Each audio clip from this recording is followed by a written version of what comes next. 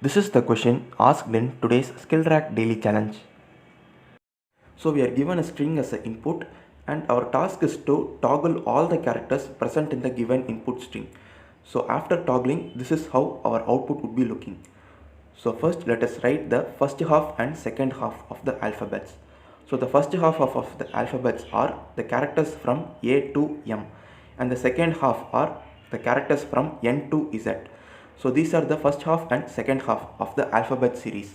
And now using these two character arrays, we need to toggle the characters present in the given input string. So let us try forming our output. So the first character is S. So our first task is to find out whether S belongs to first half or second half. So S belongs to second half.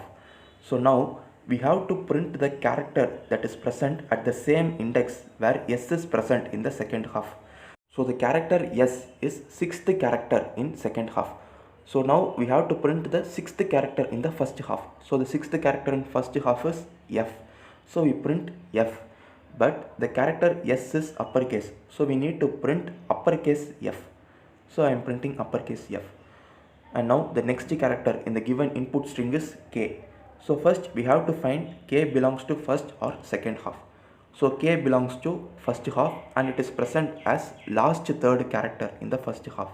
So we have to print the last third character in the second half. So the last third in the second half is X. So the character K must be toggled as X. So the second character is X and now the third character is I. So I is present in the first half and then the character that is present at the same index in the second half is the character V. So I must be toggled into V. And now next we have 2L. So L is present in the first half and it is present at the last before index. So the last before character present in second half is Y. So we print YY. And then R. So R is present in the second half and it is in uppercase.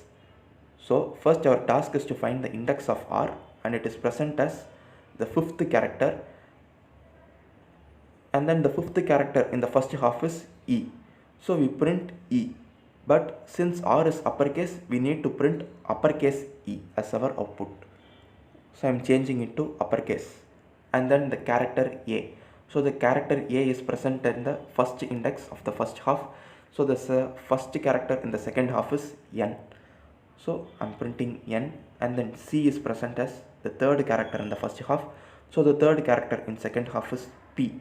So A must be toggled, so C must be toggled into P and then finally K. So K must be toggled into X. So finally I am printing X. So this is how the characters of the given input string are toggled. So this is our output and our expected output also we get the same. So this is how we form our output. Similarly, let us also see our sample input 2. Our sample input 2 is a space separated string. So we have to perform the same operations but our input will be with a space separated string. Now let us see how to write a C program for this. So first I am creating a new function named index of and this function is of return type int and it accepts a character and a character array in its arguments. So what this function does is it finds the index of the character ch in the character array str. So that is what the working of this function. So to do that, we create a for loop that iterates through all the characters in the character array str. So the loop iterates from 0 till str length of str and in every iteration we check if character is equal to the current character in str of I. If it is true, then we return its index. So the index would be I. So if the condition is satisfied, then we return I. So we just find the index of the character ch in the character array str. And that is what the function index of returns. So now let us start with our main function.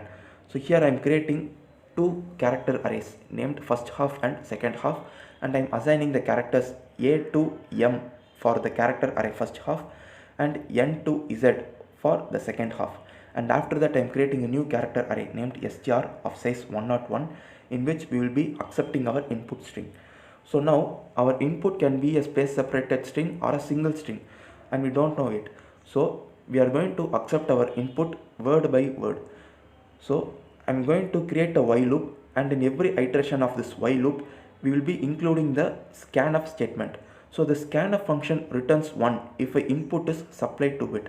If an input is not supplied, then it returns 0, and when it returns 0, then the while loop stops its execution. So whenever an input is received in the scanf statement, this function returns 1, and whenever 1 is returned, this while loop will be performing the operations for the characters, that is, we will be toggling the characters of the input. So this is how we are going to accept our input string. So this works even if the input is a single string or it is a space separated string. This works. So now we have to traverse through all the characters present in the character array str, and we have to toggle the characters. So I am creating a loop that iterates through all the characters. So the loop iterates from 0 till string length of str, and in every iteration I am storing the particular character in a new character variable named ch. So ch is equal to str of I, and then I am converting it into its lowercase. So ch is equal to 2 lower of ch. And now if the character is less than or equal to m, then the character would be present in the first half, and we have to find its index, and we have to print the character present at the same index in second half. So first I am checking whether the character is less than or equal to m. If this condition is satisfied, then I am going to find the index of the character ch in the first half, because that is where the character would be present. So to do that, I am making use of the function index of, which we have already defined. So I am passing the character and the character array first half in the arguments. So we get the index of the character ch in the first half, and the index will be stored in this variable integer index. So now our output character would be the character that is present at index in the second half. So I am creating another new character named op, which is output is equal to second half of index. So the character that is present in the character array second half at the position index would be our output. So I am storing it in the op, and now we have to print the character. But before printing, if the character is uppercase, then we have to print our output in uppercase. So I am checking it. If str of I is upper, then we should print the uppercase of the character op. So I am toggling op to upper, and if the condition is not true, then we directly print the character op without toggling its case. So this is how we will be toggling the characters of the character array str. So this happens when character is less than or equal to m. If this condition is not satisfied, then it means that the character belongs to the second half. Here we have to perform the opposite operation. So in the else part, we perform everything in opposite. So we set index is equal to index of ch comma second half. Initially we did first half, now we do second half, and then output we find from first half. Earlier we found from second half, now we found from first half, and then again while printing we perform the same. If the character is upper, we toggle it to uppercase, else we print the character directly as output. And after the for loop finishes its execution, it would have toggled all the characters in the character array str. And before accepting our next word, we need to print a space. So I am including printf and an empty space. So we will get our desired output. Now let us give our sample input 2, and this is the expected output for sample input 2. So here you can see that we also get the correct output. So now let us also give our sample input 1.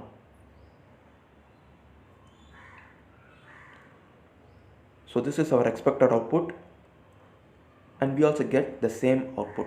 So here we can see that the character F and E are in uppercase because the characters S and R are in uppercase. So this is how we solve our today's daily challenge. Thank you for watching.